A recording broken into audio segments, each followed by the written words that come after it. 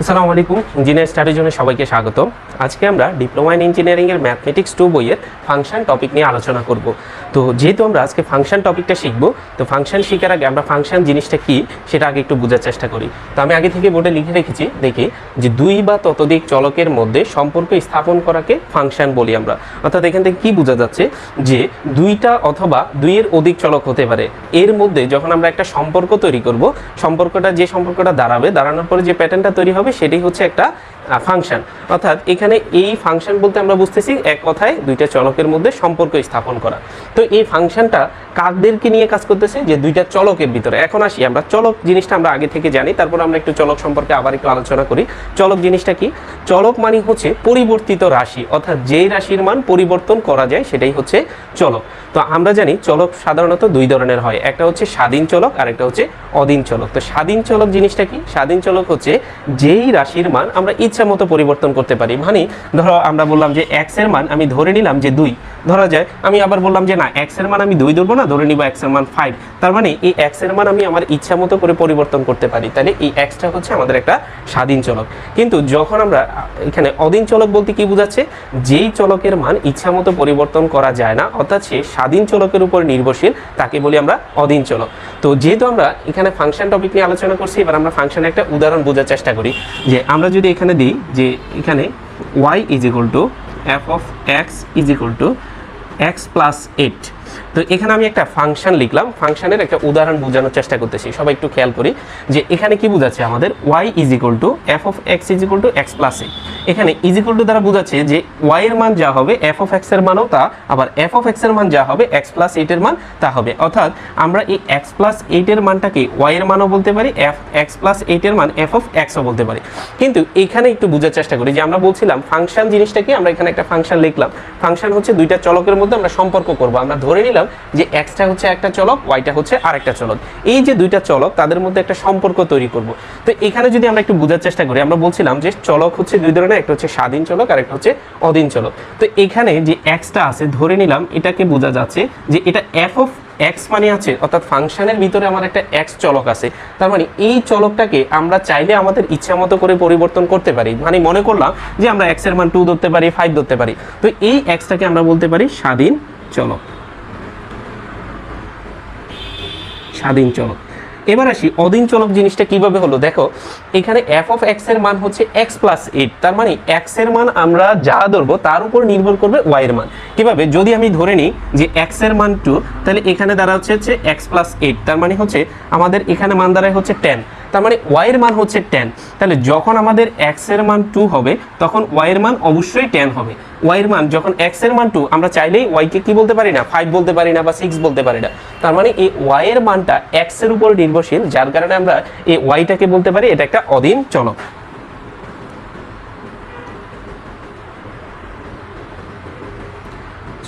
তাহলে এখান থেকে আমরা বলতে পারি যে এটা হচ্ছে আমাদের একটা ফাংশন। এবার আমরা একটা ম্যাথ বোঝার চেষ্টা করব। তো আমি ম্যাথের প্রশ্নটা আগে থেকে লিখে রেখেছি, প্রশ্নটা একটু বুঝি।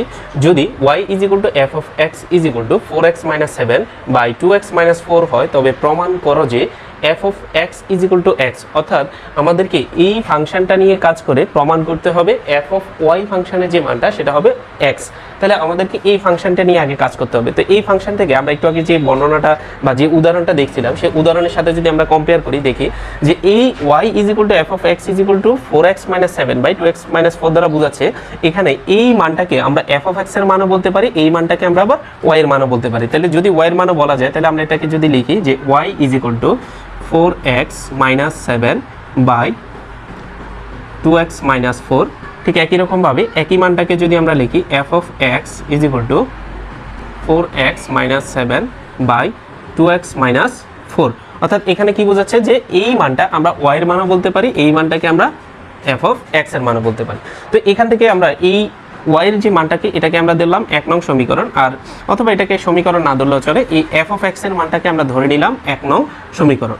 তো আমাদের এখানে যে ফাংশনটা দেওয়া আছে সেটা হচ্ছে এফ অফ এক্স, কিন্তু আমাদেরকে প্রমাণ করতে হবে এফ অফ ওয়াই, অর্থাৎ আমাদেরকে দেওয়া আছে এক্স এর ফাংশন কিন্তু আমাদেরকে আনসার বের করতে হবে ওয়াই এর ফাংশন। তো ওয়াই এর ফাংশন যেহেতু বের করতে হবে, আমরা যেহেতু বললাম যে এফ এর ভিতরে যে এক্সটা আছে তাকে আমরা চাইলে ইচ্ছা মতো পরিবর্তন করতে পারি, যেহেতু এটা একটা স্বাধীন চলক। তো এই এক্স এর পরিবর্তে আমরা যদি এটাকে ওয়াই বসাই তাহলে কি দাঁড়ায়, একই রকম আমরা বলতে পারি যে 1 নং সমীকরণে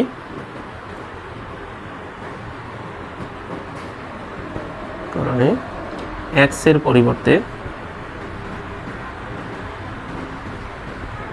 ওয়াই বসিয়ে পাই।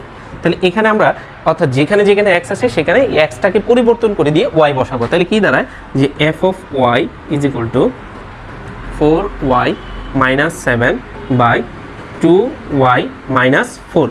অর্থাৎ আমরা এইখানে 1 নং সমীকরণে যেখানে x ছিল সেখানে করে দিলাম y, এখানে ছিল 4x, এখানে হয়ে গেছে 4y, এখানে ছিল 2x হয়ে গেছে 2y, আর বাকি যা আছে সবগুলো সেম থাকবে, কোনো পরিবর্তন নেই। তো এখানে যেহেতু আমরা y বসাইছি, আমরা দেখি প্রথমে যে লিখলাম আমরা y এর একটা ভ্যালু লিখছি, তাহলে এটার মান যদি y হয় তাহলে y এর পরিবর্তে তো আমরা এটাই লিখতে পারি। তাহলে এখানে যদি আমরা y এর মানটাকে বসাই তাহলে কি দাঁড়ায়, y এর সাথে 4টা গুণাকার আছে, তাহলে 4 ইনটু যা আছে তা লিখলাম যে 4x minus 7 by 2x minus 4। তাহলে আমরা y এর পরিবর্তে y এর মানটা উপরে বসালাম আর আছে মাইনাস 7। ঠিক একই রকম ভাবে আমরা নিচেও সেম যদি মানটা বসাই 2 ইনটু y এর মান আছে আমাদের 4x minus 7 by 2x minus 4 আর আছে কত মাইনাস 4।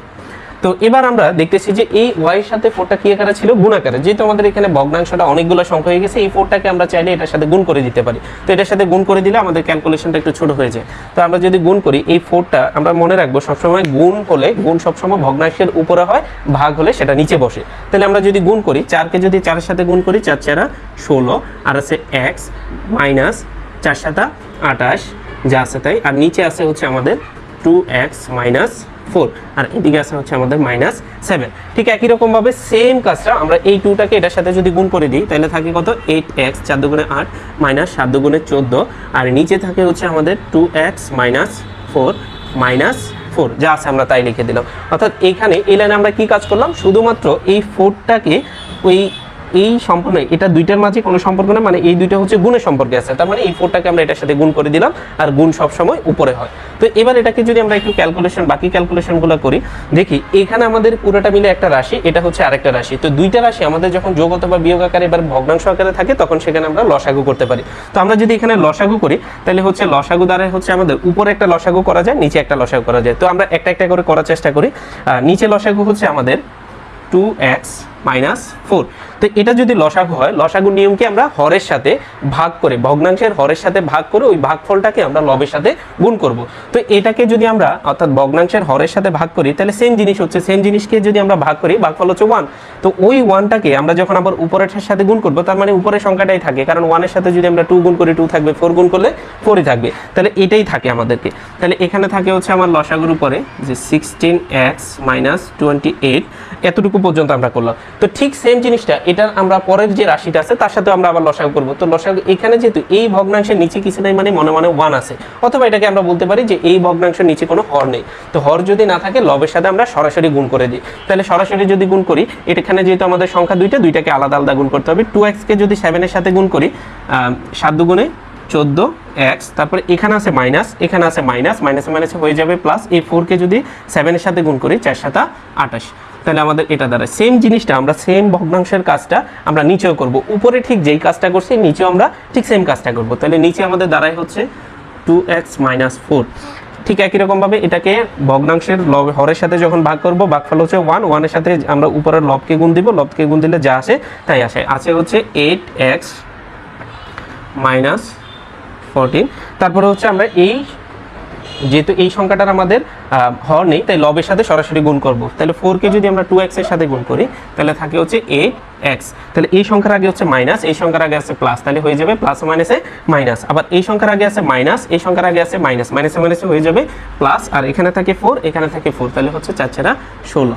তাহলে এখানে আমরা যদি এবার একটু এই বাকি ক্যালকুলেশনটা বোঝার চেষ্টা করি, দেখি এখানে আছে আমাদের হচ্ছে 2x মাইনাস 4, এখানেও আছে আমাদের 2x মাইনাস 4। অর্থাৎ এরকম যখন ডাবল ভগ্নাংশ আকারে নিচের হরের মানটা দুইটা সেম থাকে থাকে তখন দুইটা কাটাকাটি যায়। কিভাবে যায় আমরা একটু এদিকে যদি রাত দেখি, ধরো কথার কথা উপরে আছে আমাদের 1/2, এখানেও আছে আমাদের 1/2, তাহলে এটাকে যদি আমরা ক্যালকুলেশন করি কি দাঁড়ায়, যখন এটা দুইটা ভগ্নাংশ থাকে তখন এদেরকে আমরা গুণে কনভার্ট করি। তো গুণে কনভার্ট করি কিভাবে, গুণ কনভার্ট করতে হলে শুধুমাত্র ভগ্নাংশে যেটা থাকে হরটাকে লবে পরিণত করে দিই, অর্থাৎ উপরেরটা নিচে যায় নিচেরটা উপরে আসে। তাহলে 2টা যদি উপরে উঠে যায় নিচেরটা হচ্ছে 1, তাহলে এই 2 আর এই 2 কাজ করে। তাহলে সেম জিনিসটা আমরা যদি এটাকেও করি, আমাদের এই 2x - 4 আর 2x - 4 কাটা যাবে। তো এই জিনিসটাকে আমরা করতে গেলে দেখা গেছে একটু বড় হয়ে যায়, যার কারণে আমরা এতটুকু করার দরকার নাই, আমরা এখান থেকে যদি এটাকে বাদ দিয়ে দিই কোনো সমস্যা নেই, অর্থাৎ এটা এবং এটাকে আমরা কেটে দিতে পারি, যেহেতু দুইটার হরই সেম, দুইটার হর সেম হলে এটা উঠে যায়।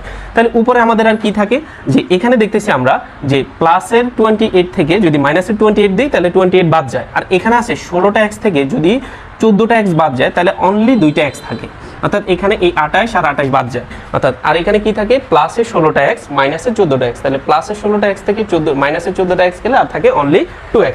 ঠিক একই রকম ভাবে নিচে যদি আমরা দেখি প্লাসের 8x মাইনাসের 8x কে আমরা বাদ দিয়ে দিতে পারি, আর এখানে থাকে প্লাসের 16 আর হচ্ছে মাইনাসের 16, তাহলে নিচে থাকে অনলি 2, তাহলে উপরে আছে 2x নিচে আছে শুধু 2, তাহলে এখান থেকে আমরা উপর নিচে একই জিনিস কাটতে পারি, তাহলে এখানে থাকে কি অনলি x। তার মানে এটা হচ্ছে আমাদের f অফ y এর মান। তাহলে আমাদেরকে প্রমাণ করতে বলছিল f অফ y = x, আমরা অলরেডি প্রমাণ পেয়ে গেছি। তো আশা করি আমরা ম্যাথটা সবাই বুঝতে পারছি। যদি কেউ না বুঝতে পারে আমরা কমেন্ট বক্সে শেয়ার করব যে কোন টপিক কোন জিনিসটা বুঝতে পারি না, আমরা ইনশাল্লাহ আবার বোঝানোর চেষ্টা করব।